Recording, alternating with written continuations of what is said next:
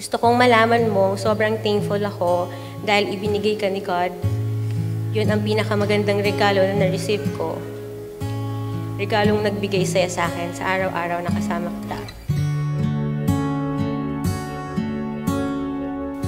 Sa 4 na taon nating pagsasama, may mga bagay tayong madalas pag-awayan, madalas pagtalunan.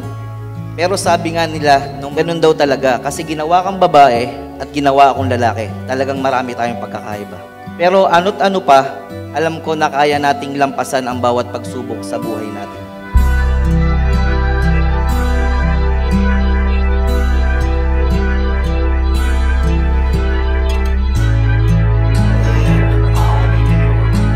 Hindi man kasing bongga ng kasal natin ang kasal ni Dingdong at ni Marian.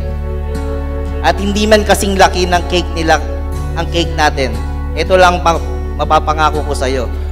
Mamahalin kita sa lahat ng oras, sa lahat ng lugar, kahit na walang media at mga kamera sa paligid natin.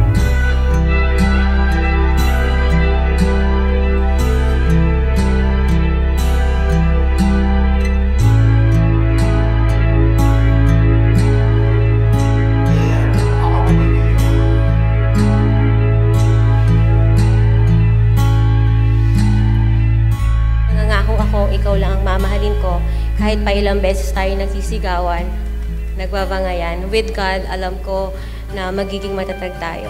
Sobrang mahal na mahal kita.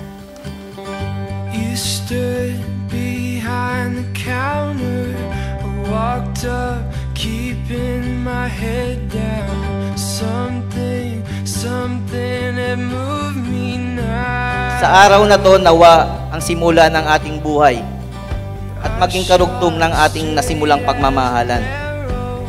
I love you with all of my heart. Sabi nga, nasa iyo na ang lahat.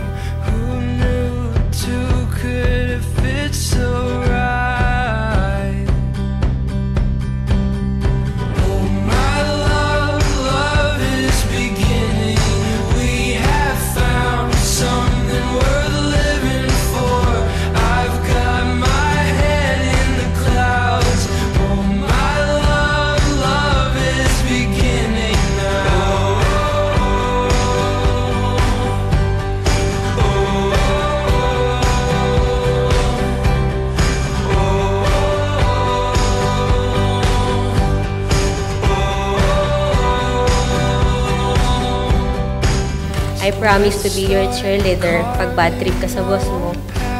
I promise to be your listener pag may mga maling ginawa yung mga tao mo sa side. Kahit masakit na ang kasukasuan ko, kahit may rayuman na ako, kahit ubos na ang ngipin ko, kahit na malabo ng mata ko, ikaw pa rin ang pinaka-sexy at pinaka-magandang babae sa buhay ko.